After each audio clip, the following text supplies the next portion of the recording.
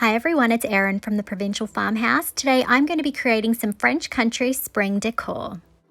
For my first project, I'm going to be using this lovely urn that I found at a store in Australia called The Reject Shop. I loved the shape of it, but I didn't love the color. It had quite a pink tone to it. It's definitely not giving me French country vibes with this particular color. So I am going to be giving that a makeover today. I'm going to begin by adding some of Paint Couture's Pinecone chalk paint to another container.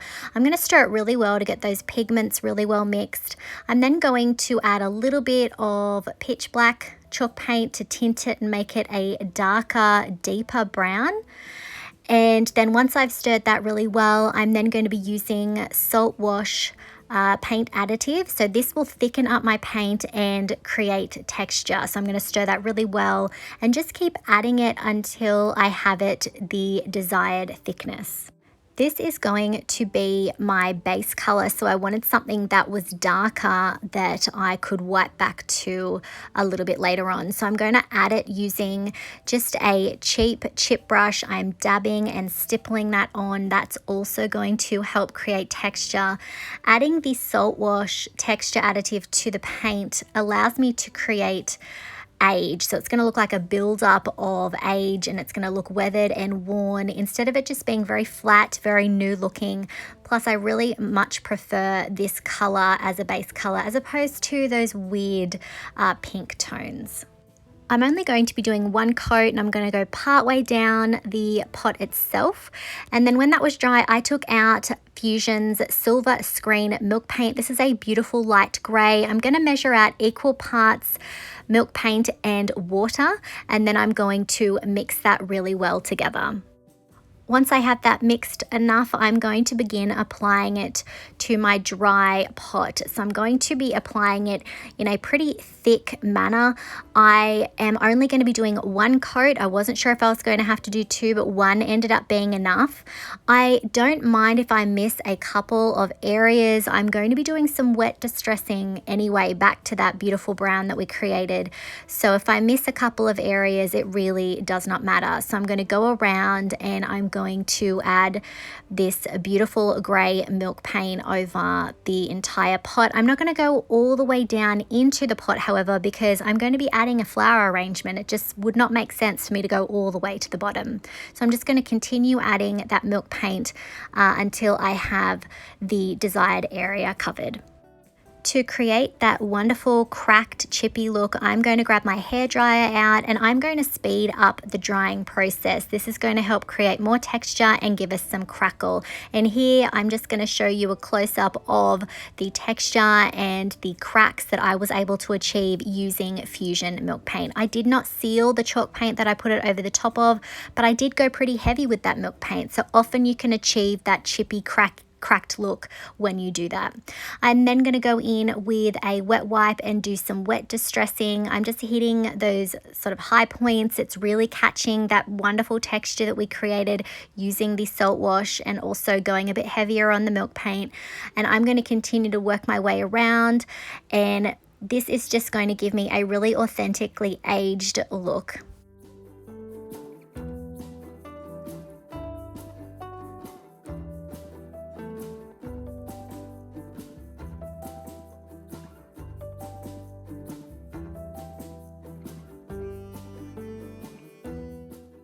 When that was dry, I took out Fusion's clear wax. I'm going to be using this to seal the milk paint. It is best to use wax to seal milk paint. Obviously, it is reactivated with water, so often a clear coat can affect the finish. You might lose some of that crackle, and I definitely don't want to lose that. So I'm just going to be applying one coat of the Fusion clear wax over my entire urn.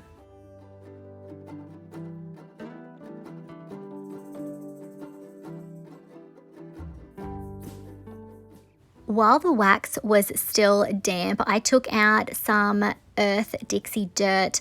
So this is meant to look like it suggests earth. If you don't have this, you can use some shavings of brown chalk pastels. That will give you a very similar result. This is just what I had on hand, so I'm using that to really work it into the crevices.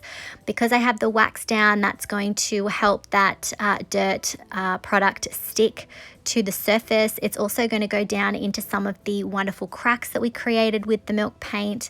And I'm just going to continue to work my way around the urn, adding that product to create more of a weathered and aged look. Now, this is something that you could also achieve with brown wax or antiquing wax. You could achieve a similar result, or as I said, some shavings of some chalk pastels. After I finished wiping back the excess with a paper towel, I then took out some floral foam that I'm going to be using. I am going to have to cut some of it back because I want it to sit a little bit deeper. So I'm just going to be using my scissors to do that, just cutting off some of the excess from around the base.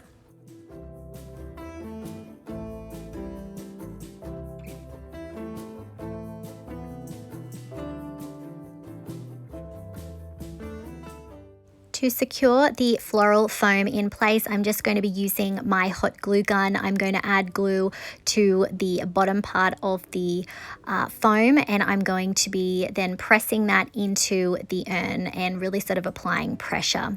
I then took out some of Paint Couture's crust medium, and I'm going to take some of that out and put it into another container because I want to tint this. So once I have the amount out that I want, I'm actually going to take some of that brown salt wash mixture that we created earlier, and I'm going to use that to tint my crust medium because I want this to look like dirt. Even though I'm going to be adding other things over the top, I don't want to be able to see that artificial looking green. So I'm going to stir that really well. I did add a couple of extra drops of pitch black in there to darken it even more, and now I'm applying it with a palette knife, and I'm going to be dabbing and stippling that on. Now, I probably could have used my salt wash mixture on its own, but this has a bit more of a grittier texture, which in my opinion looks more like dirt. So it's definitely my preferred method. When that was dry, I added some hot glue around the edges, and I am going to be adding some forest moss. Now, a lot of the supplies that I used today, I did pick up from a floral wholesaler, so unfortunately I won't be able to link that for you guys, but you can pick up similar products on Amazon. I'll try and find some examples and link them below, but any sort of forest moss, maybe even Spanish moss could work for this, and I'm just going to continue to apply it around the edges until I have it covered the way that I want.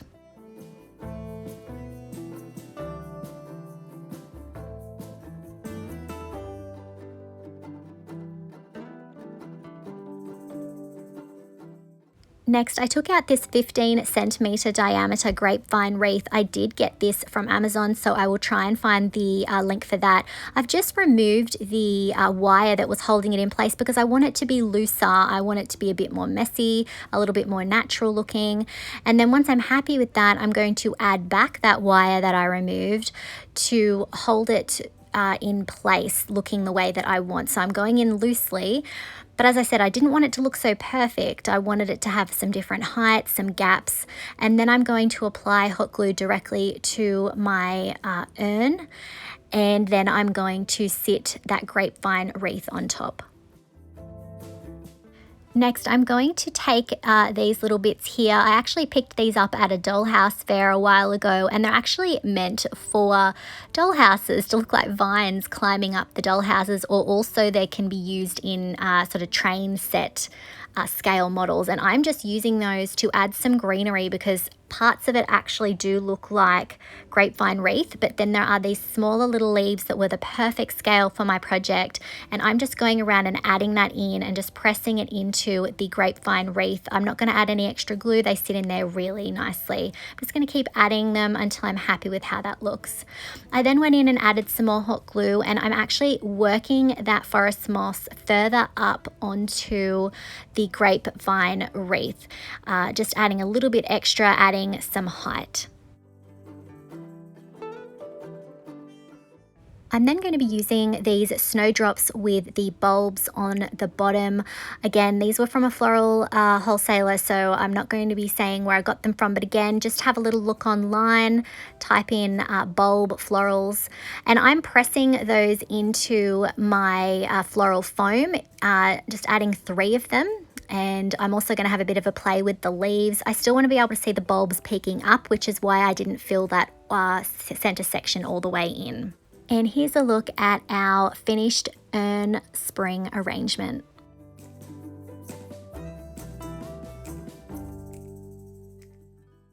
I love how this turned out. It looks beautiful and fresh, but also very French country. Let me know what you think of this in the comments.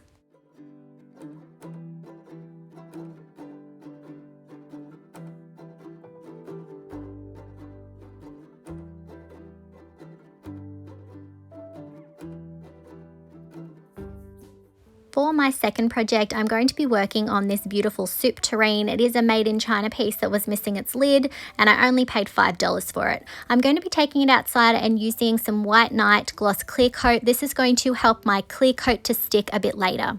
I'm going to be using IOD's Delft Traditions Azure paint inlay. This is a beautiful blue design pack here with so many options, lots of beautiful florals and patterns.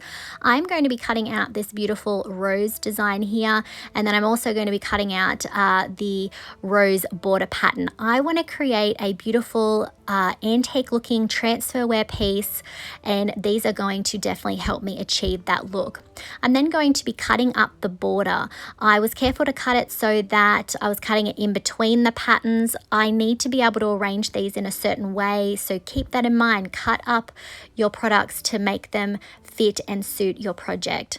So I'm going to cut them all to the size that I want, and then I'm going to be using some of Paint Couture's Extreme Guard in Satin. I'm applying a generous coat where I want that floral border to go, and then I'm going to press it design side down into my clear coat medium.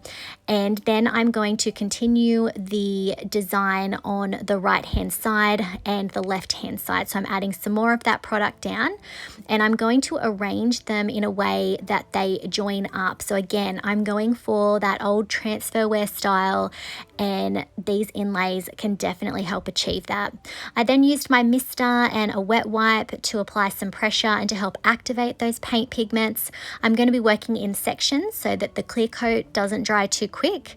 And again, I'm going to be trying to continue that pattern around the top. It's not going to match up perfectly, but it does look pretty good. I was really pleased with how this came along using those paint inlays. If you don't have paint inlays, another option is to use some of the IOD floral stamps with their China blue ink. This is something I have done on previous videos. I will link them in the top right hand corner if you'd like to check them out. So that's another option if you do not have this inlay. China blue ink with IOD stamps works beautifully as well.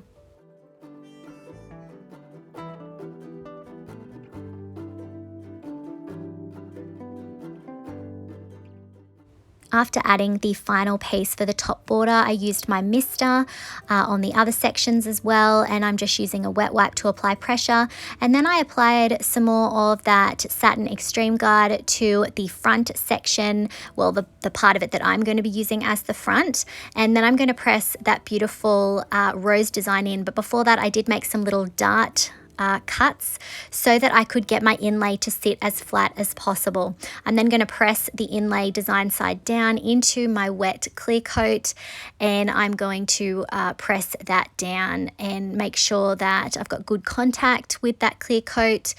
And then I'm going to use my water mister again, just like before, and then use that wet wipe to apply a bit of pressure and a little bit more moisture. Once the paint inlay was completely dry, I used my water mister again to wet that paper. This is going to help it to release. I gave it about 60 seconds, and then I came in and started pulling the paint inlay back, and I was really pleased with how this looked. The paint inlays look like they are hand painted, so it is going to look more like transferware, which is exactly what I was going for, so I'm really pleased with how this looked.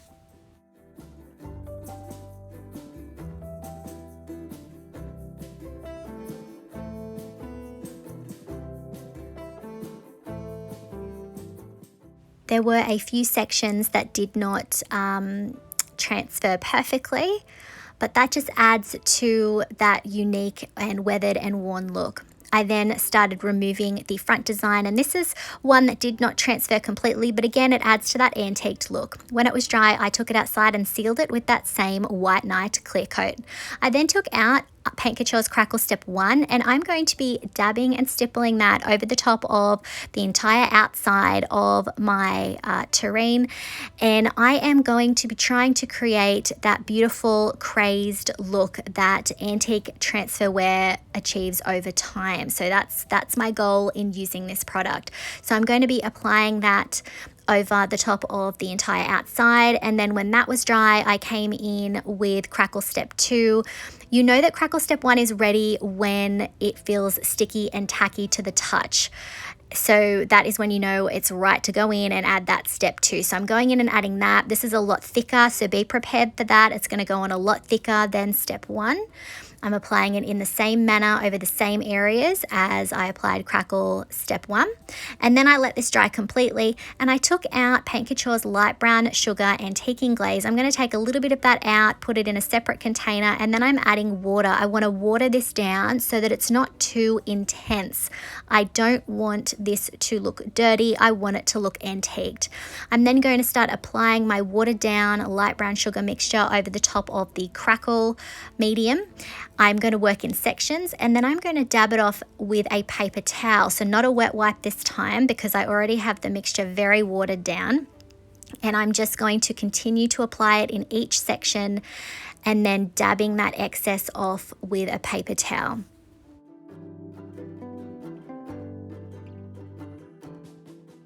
I'm really loving this look, and it definitely looks like antique transferware in my opinion.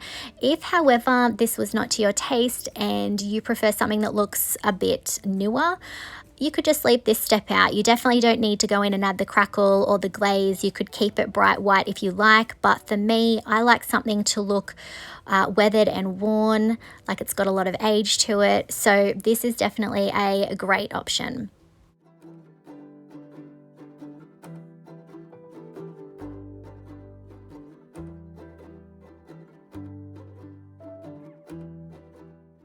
Once I finished applying it, I did go back in and add a little bit more in certain areas where I thought that the buildup of age would be a bit more obvious. So especially around the top, around the handles, and around the base. And this definitely helped to highlight some of those crackle sections that were a little bit hidden. I then took some of this styrofoam pieces that I had, just packing styrofoam, and I have cut that to size. I'm going to be using this in my base. I'm not going to use floral foam. I don't have anything that's actually big enough, so I'm going to recycle here. I'm going to be using these beautiful onion bulbs that I got from the same place, and I'm going to be putting 3 of those in there. But first, I'm going to glue those pieces in with some hot glue, and then I added some more of that salt wash mixture that I used in the beginning. I just want to hide the starkness of the white, even though I'm going to be covering a lot of it. I'm then going to go in with my hot glue gun, and I'm going to then start gluing in some of that forest moss, and I'm going to keep applying the glue and the forest moss until I'm happy with how that looks.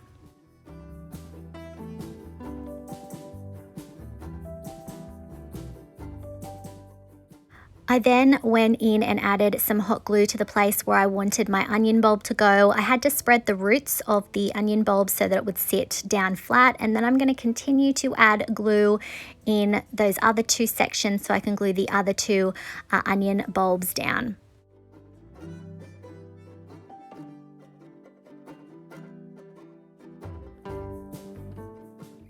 Once I was happy with their positions, I went in and added some more forest moss around the different sections around the outside of them. And here's a look at our faux transferware spring arrangement.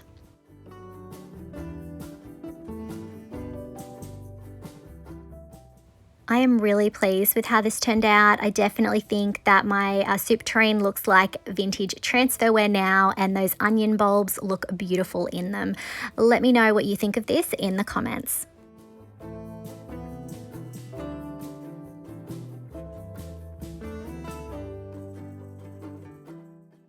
Next, I'm going to be using this beautiful artificial purple flower, again with the bulb attached, and I am going to be adding it to this beautiful jug. Now, I already made this over using IOD's traditional pots transfer and the Crackle stamp, and I am going to go in and remove the florist wire that's in the bottom of my faux flower there. It's a little bit too long, so I don't need it to be that long, and I'm going to be using this foam egg as my base today. I did squish it down a little bit, and then I added some hot glue, and I'm going to place that in the base of my little jug.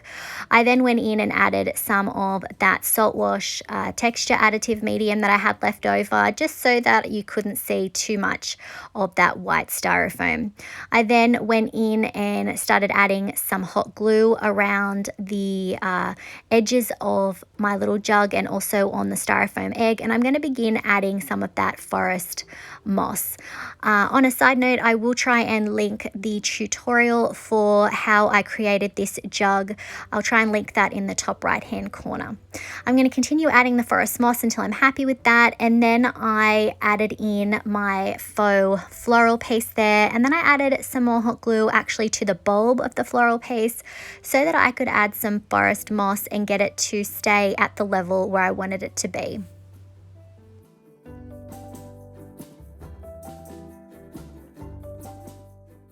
Next, I came in and started adding some of this dried Spanish moss. I really like adding in a different tone, have a little bit of tonal variation. I apologize for the angle there. It was a little bit tricky to film. I'm adding some little dabs of hot glue here and there to help that stick. And then I took out this little bird's nest. I'm actually going to pull it apart. I really want to add just the pieces of it in to begin with. And I'm just going to pull that apart, and then I'm going to add it around the top section of the pot and add a couple of dabs of glue. Once I was happy with how that was sitting, I decided that I was actually going to be adding in a nest, one of the little nests itself without pulling it apart, and I'm going to create some little eggs to sit in that nest just by rolling up some dust air dry clay, 3 pieces of it actually, and then I'm going to glue it into the little bird's nest. Now that'll dry white, so I don't need to paint it. I then went in with some hot glue, and I'm going to glue the nest on the left hand side of the arrangement. I'm then going to go in with some more of that miniature greenery that's actually meant for a dollhouse that I used in the first project, and I'm going to start just adding and sticking in some little bits of that. This is going to add again another different little texture, another color, and give it a little bit more of sort of like a wild looking design. And here's a look at our final project.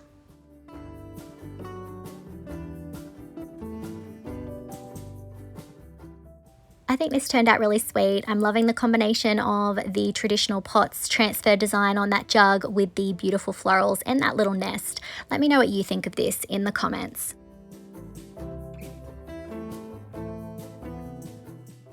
I really hope that you enjoyed today's video and that it's given you some ideas on how you can create some beautiful spring arrangements using thrifted items for your home. Let me know what your favorite project from today was.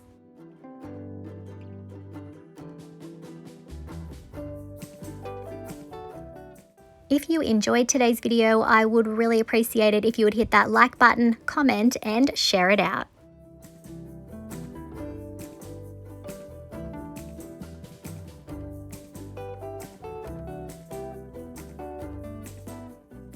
If you haven't already, I would love it if you would hit that subscribe button and the notification bell so that you don't miss out on any of our videos.